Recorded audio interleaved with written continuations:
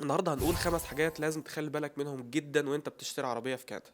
وركز معايا في اخر نقطة لانها هتوفر معاك فلوس كتير جدا. معظمنا جاي من الدول العربية، معايير شراء العربيات مختلفة في دولنا العربية، فعلشان كده لازم تخلي بالك من شوية الحاجات اللي هقولك عليهم دول وانت بتشتري عربية في كندا لأول مرة. علشان ما نتكلمش كتير يلا نخش في الموضوع. أول حاجة لازم تاخد بالك وانت بتشوف العربية، لازم تاخد بالك من الرصد. الجو في كندا هارش جدا وفي كتير تلج، والحكومة بترش ملح على الطريق باستمرار، وده في الحقيقة بيسبب مشكلة للعربيات وبيخلي العربيات تصدي، وخصوصا من الجنب اللي هو تحت. فوانت بتشتري عربية لازم تخلي بالك ان العربية مفيش فيها رست او مش مصدية. طب يا حسام ازاي يعرف ان العربية مفيش فيها رست؟ وانت بتعمل انسبكشن للعربية في البداية لازم وانت بترفع العربية تتأكد ان مفيش صدى في العربية من تحت. دي حاجة مهمة لازم تاخد بالك منها وانت بتشتري عربية في البداية، لان في الحقيقة لو العربية مصدية هتعمل لك مشاكل كتير جدا، بخلاف ان هي مش هتعدي الانسبكشن، ودي نقطة هنتكلم فيها بعدين. تاني حاجة معانا النهاردة هي الفيكل هيستوري ريبورت، ودي طبعا تاني اهم نقطة معانا النهاردة، حاجة لازم تخلي بالك منها جدا لانك لو ما اخدتش بالك منها هتلبس في الحيط حرفيا. الفيكل هيستوري ريبورت ده بيسكلي بيكون عبارة عن تاريخ العربية، وكم مالك اشترى العربية دي قبل كده،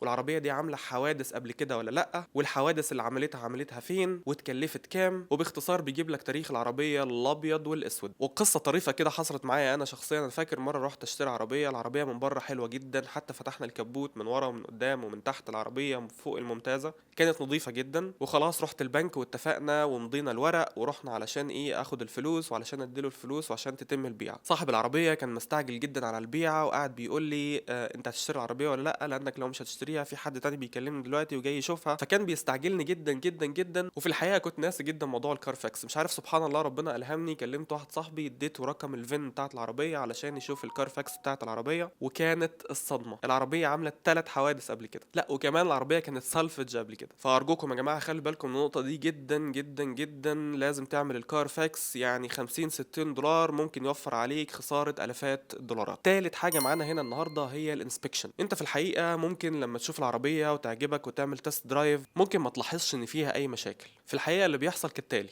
ان الشخص بيشتري العربيه وبيتفق مع البائع ان هو خلاص هياخد العربيه وبيمضي الورق وبيديله الفلوس، وبعد كده بيكتشف ان العربيه فيها مشاكل، ويجي يروح يعمل لها حاجه اسمها سيفتي علشان يخلص اوراق العربيه، يكتشف ان العربيه فيها مشاكل ومش هتعدل سيفتي. عشان كده بنقول من اهم الحاجات اللي لازم تعملها وانت بتشتري عربيه، لازم تاخد العربيه للميكانيكي علشان يشوفها، علشان هو اللي هيعمل لك الانسبكشن. لو العربيه تمام وزي الفل يعطي لك ورقه ان كنت هنا في اونتاريو اسمها السيفتي او الانسبكشن سيفتي، بيديها لك والعربيه كده بتبقى زي الفل، تروح تقدر تنقل ورقها على اسمك. طيب خلينا نفترض ان العربيه كان فيها مشكله او البريك بايظ او في مشكله سيفتي في العربيه، فلازم ان احنا نعدلها الاول قبل ما نعطيك شهاده السيفتي. وطبعا في الجزئيه دي اللي بيتكفل كل المصاريف هو البائع مش المشتري. المشتري ما له الا العربيه تكون سليمه وممتازه، مش هيدفع فيها غير السعر اللي اتفقوا فيه قبل ما يودي العربيه للميكانيك. فكل اللي بيتكفل بالمصاريف دي هو البائع مش المشتري. فارجوكم يا جماعه خلي بالكم من النقطه دي جدا جدا جدا، لازم تاخد العربيه للانسبكشن ولازم تتاكد ان هي سليمه وممتازه وتاخد الشهاده بتاعتها وانت ماشي، لانها ممكن توفر عليك هيدك كبير جدا ممكن يحصل لك بعدين.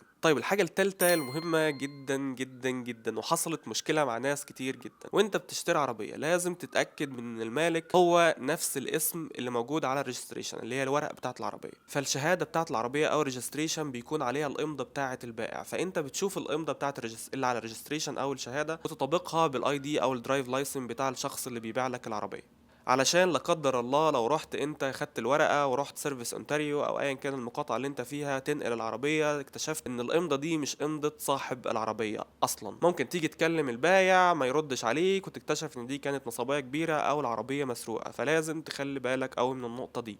طيب رابع حاجة معانا هنا هي نقطة كريتيكال شوية، ولكن ديت رأيي الشخصي من تجربة شخصية، الا وهي ما تشتريش من ديلر. طيب ليه يا حسام ما اشتريش من ديلر؟ الحقيقه الديلر علشان يكسب يا جماعه لازم يروح يجيب عربيات نص كم من السوق ويصلحها ويظبطها وبعد كده يبيعها. ففي الغالب العربيه اللي انت بتاخدها دي بلس ان هي يوزد بيكون فيها مشاكل اصلا، وبيصلحها علشان يبيعها بفلوس اعلى من السوق علشان هو ده المكسب بتاعه. فلما حد بيجي يسالني والله طب يا حسام اروح اشتري من ديلر ولا اروح اشتري من الماركت بليس، بقول له والله انت روح اشتري من الماركت بليس، اشتري من شخص زي وزيك، بس خلي بالك من النقط اللي احنا بنتكلم فيها دي. طبعا الديلر هيكون حل مناسب جدا لواحد مش عايز هيدك وما عندوش مشكله ان هو يدفع قرشين زياده، فتوكل على الله. انا بس اللهم بلغت اللهم فشل. طيب معانا دلوقتي خامس نقطه واللي هتوفر عليك كتير جدا جدا جدا، انك تعمل ابريزل للعربيه قبل ما تروح تنقل ورقها عليك. فكره الابريزل دي مش ناس كتير قوي تعرفها.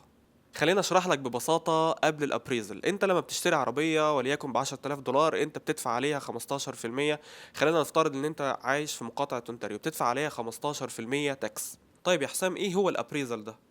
الابريزل ده ببساطة يا صديقي هو عبارة عن تقييم شامل لحالة العربية. فالابريزل ريبورت ده بيقول لك والله العربية دي لا ما تساويش 10000، العربية دي هتساوي 7000 او هتساوي 5000. طيب بس هو لازم يكون في اسباب ان ليه العربية قيمتها نزلت كده، ودي بتكون مهمة الشخص اللي بيعمل لك ابريزل. بياخد لفة حوالين العربية، بيشوف لو فيها اي خربوش صغير او فيها اي دنت صغيرة مش باينة، لو فيها تراب في الحقيقة، لو فيها حاجات فيها وير اند تير. بيكتب كل الكلام ده في الريبورت وبيقلل من قيمة العربية او من سعر العربية. وبالتالي يا صديقي انت التاكس اللي هتدفعه هيكون بيست على الرقم بتاع العربية الحقيقي مش اللي انت اتفقت فيه. طيب يا حسام، منين اعمل الابريزل ده؟ خش على الماركت بليس فيسبوك ودور على ناس بتعمل ابريزل، اكتب في السيرش ابريزل، هيطلع لك ناس كتير جدا ما بتتكلفش كتير. فخلي بالكوا يا جماعة من النقطة دي لانها مش ناس كتير قوي تعرفها، ولكن هتوفر عليك فلوس كتير جدا ممكن كنت تدفعها في الضرايب.